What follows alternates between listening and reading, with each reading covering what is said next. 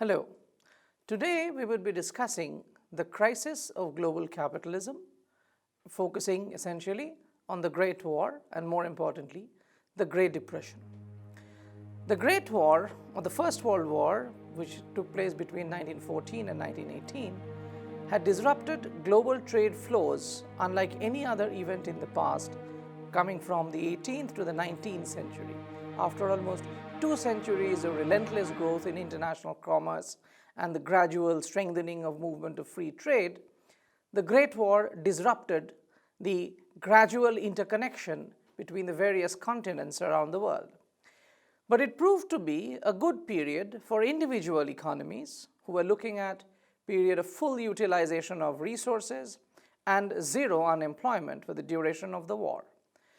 The decade that followed the ending of the war was an era of recovery and reconstruction, where a reintegration of the forces of global capitalism was to take place, which the period of this capitalist bonhomie, however, ended with the Wall Street crash of 23rd October 1929, which caused a financial crisis that then snowballed into an economic crisis which actually spread around the surface of the globe. This is considered to be the lowest point in the history of capitalism. Socioeconomic dislocations that were brought about followed eventually to the strengthening of left-wing and right-wing forces that were united in their opposition to capitalist forces at the expense of liberal democracy. This was also a period, however, that colonial liberation movements gained at the expense of colonial powers.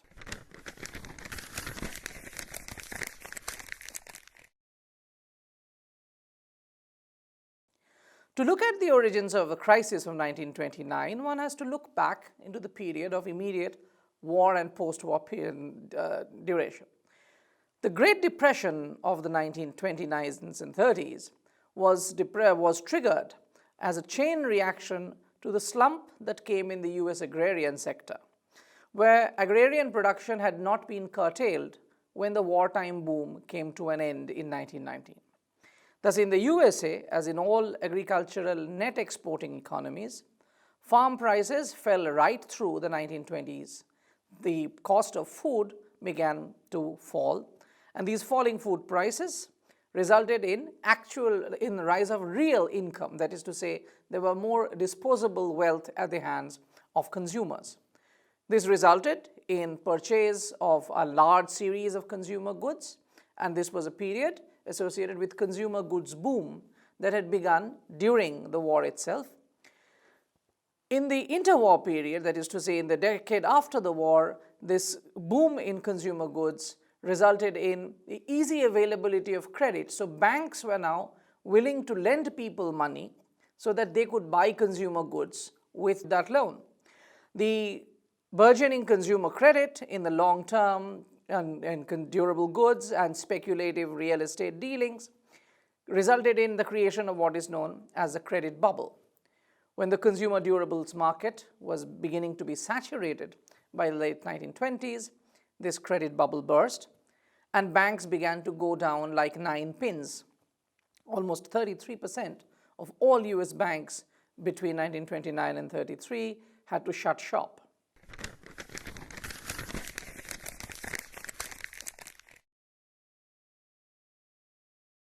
This domestic crisis that affected American economy in 1929 then resulted in gradual international fallouts and destabilized most currencies worldwide and economically served to contract the world trade.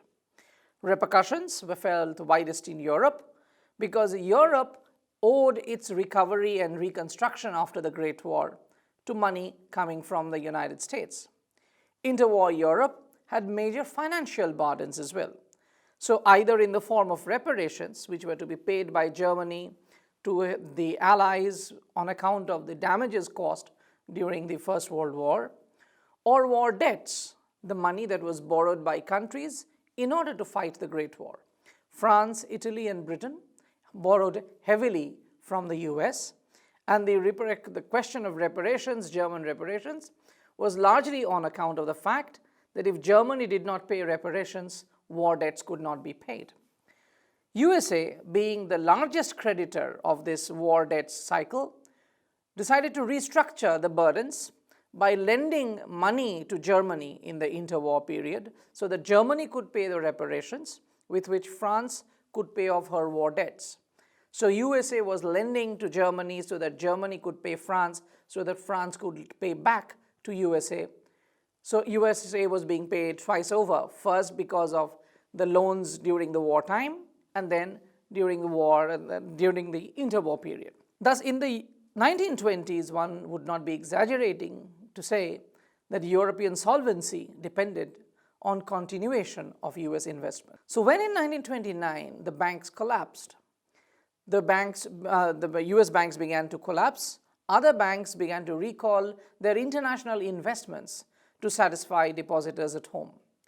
This resulted in a flight of almost 68% of total US capital invested in Europe during 1929 to 1932. Between 1934 and 39, it could be said that almost 100% of the money that had flowed into Europe during the interwar period was being recalled. The prospect of paying reparations without US investments for the Central Powers, or what used to be the Central Powers, resulted in colossal budget deficits. As these governments that were required to pay these reparations clung to the economic orthodoxy of balanced budget, in order to balance their budget, they began to reduce expenditure. Government expenditure was being reduced rather than depreciating the value of their currency. This is what caused the financial crisis during 1929-30.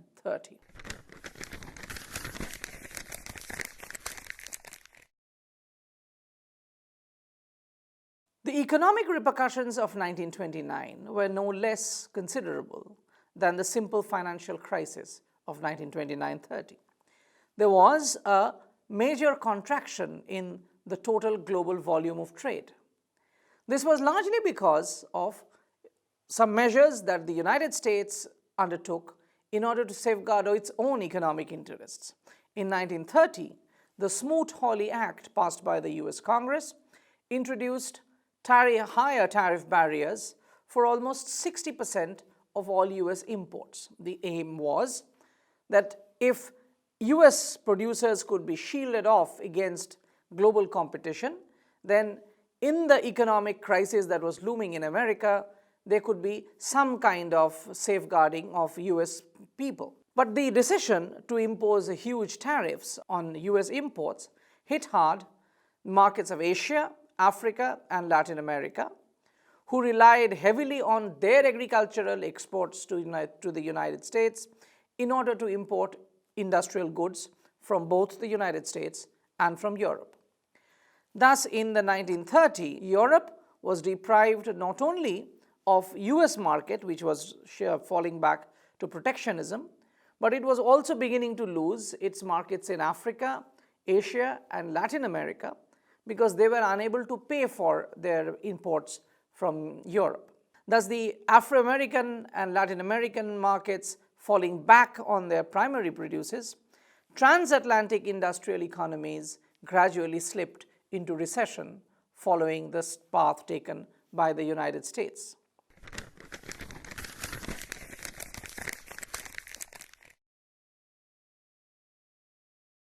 This crisis was thus, by 1930, truly global, and this called essentially for a global response. And the hectic diplomatic activities of this period eventually went on to spell the end of two of the most solid contributions of 19th century economic liberalism and industrial capitalism, the gold standard and the principles of free trade. Except for France, which had her currency recently stabilized, and colonial trade, which was by and large independent of the United States, all the European countries saw diminishing industrial and commercial activity on account of the financial crisis. The incremental withdrawal of US investors, as more and more US investors began to pull out, European investors, mostly from Britain and France, also ran for their money. So at the same time, banks were beginning to lose their capital to those who had invested with them, at a time when there was this larger crisis looming in the economic and in the financial field. In the spring of 1939, European finance started gradually to collapse, beginning with the collapse of the Kreditanstalt Bank in Vienna, whereupon Austria froze all its remaining assets, domestic and foreign. The seizing forex trade by Austria immediately caused a run on other banks by investors. By July 1931, the German government had to impose exchange controls that stopped the flight of gold from Germany. By December, most Central European states had followed suit. That is to say, if you had actually put money into Central Europe, any of the countries of Central Europe, beginning from Germany, then that money could no longer be pulled out.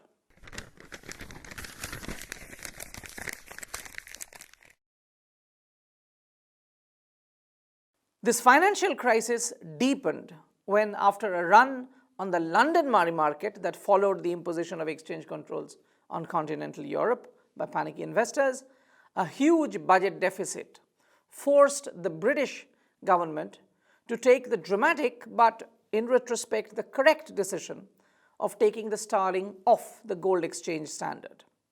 By allowing the pound sterling to depreciate freely and find its true value by force of the market, British economy was meant to be given a boost. However, ironically, the effect was that the beginning of the end of the gold standard itself. Soon after the sterling was taken off, Scandinavia and New Zealand, the British dominions, and 12 other countries, which traded mostly with the United Kingdom, in fact had United Kingdom as their largest trading partner, decided to go off the gold standard as well in order to prevent the pound sterling from falling too much, as it would have hurt their trading interests vis-a-vis Great Britain. Now, up to this point, the value of the gold used to be quoted against the pound sterling, with sterling thus functioning as an international medium of exchange. With sterling taken off its mooring against gold, international currencies now began to be classified into three blocks. The first was comprised of those economies that continued on the gold standard even after Britain left it.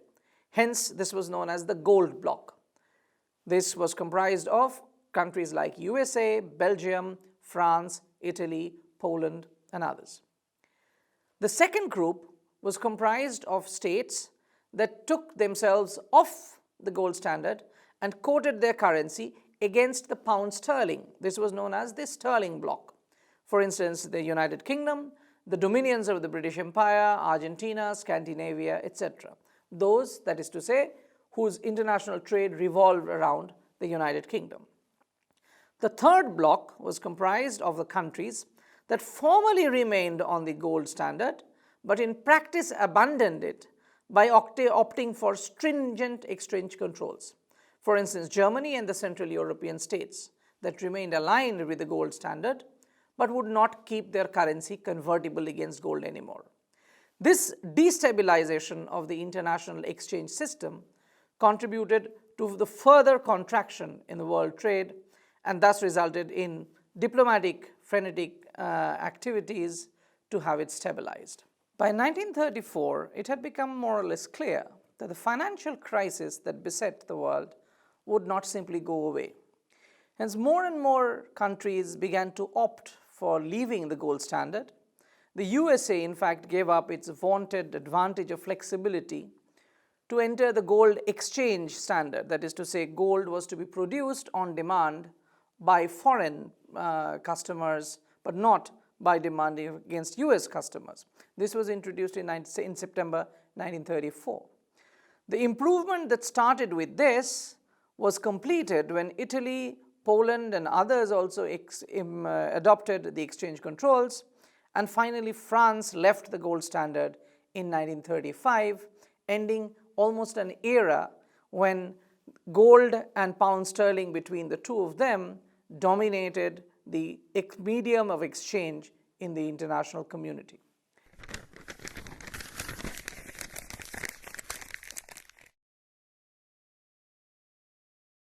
The second major impact emerging out of the crisis of the Great Depression was the end of free trade. The economic fallout of the Depression was a gradually burgeoning tendency of economic nationalism. Following the lead given by the Hawley-Smoot Act of 1930 in the United States, most countries worldwide had thrown up high tariff barriers to protect their own industries and protect their own agriculture, just as the US had done. It was on this issue of tariff barriers that a series of talks in the 1930s foundered, and Europe witnessed a veritable trade war, as also with the rest of the world. This was, in fact, the first phase of the end of free trade principles in international trade, culminating in the Import Duties Act of 1932 in Great Britain. The irony is, Great Britain in the 19th century had been on the vanguard of the movement for free trade, the 19th century doctrine. The second phase in the gradual decline of free trade was marked by the launching of Franklin Roosevelt's administration and its New Deal, beginning the era of bilateral trade negotiations. This started from the division of the trading nations into three different blocks. Under this system, the gold bloc countries, such as USA, France, etc., extended preferential terms on account of their community of exchange medium to each other. So trade began to happen mostly within the gold exchange standard when a country belonged to gold exchange standard, similarly for pound sterling, and so for the third group. Although even this was vitiated by the fact that France traded more with her own colonies than with the USA. Within the sterling bloc, Britain, Scandinavia, and the British dominions, except for Canada, and the empire extended each other the most favored nation status. The Ottawa Conference of 1932 did not manage to procure empire-wide free trade, but it at least introduced what are known as imperial preference. But it did accord products from within the Commonwealth privileges by raising tariffs on similar products from outside the sterling bloc. That is to say, if a product has to be purchased, first preference was to be given to products grown within the empire, and if something was to be actually bought from outside the empire and the sterling bloc, then additional tariffs would have to be paid. In the bloc of exchange controls, trade between its members was naturally higher, as they tended to be along the lines of only barter economy. Thus, German coal was shipped in return for Brazilian coffee and Egyptian cotton. This sort of preferential system had a major repercussion. The Anglo-Franco-German trade in 1932, which had been one of the largest volumes of exchange in the 19th century, stood at a third of what it used to be in 1913, before the Great War had taken place, simply because England, France, and Germany in 1932 happened to be parts of three different blocs. The indications that economic nationalism also had come to stay was thus found in rapid replication of high tariff rates and the tenacity with which the states clung to it. In absence of currency stabilization, economic nationalism was deemed the best way out for saving domestic producers, while price levels recovered. As stabilization set in gradually, meaning as economy gradually set back to its normal rhythm, bilateral agreements started spreading out beyond the currency blocks. Thus, the USA passed the Reciprocal Trade Amendment Act in 1934 that allowed the president to reduce tariffs from the high of 60% by over 50%, reciprocating, however, only if similar other concessions were being made by the trading partners. Now, although this was to boost international trade and more to boost that of the USA, yet the channels were being just opened for renewed expansion of world trade. By 1940, the USA had such bilateral agreements with 21 countries, Germany with all European countries but for UK and France, and Britain with the entire Commonwealth, USA, and even USSR and Italy. Free trade was finally a thing of the past.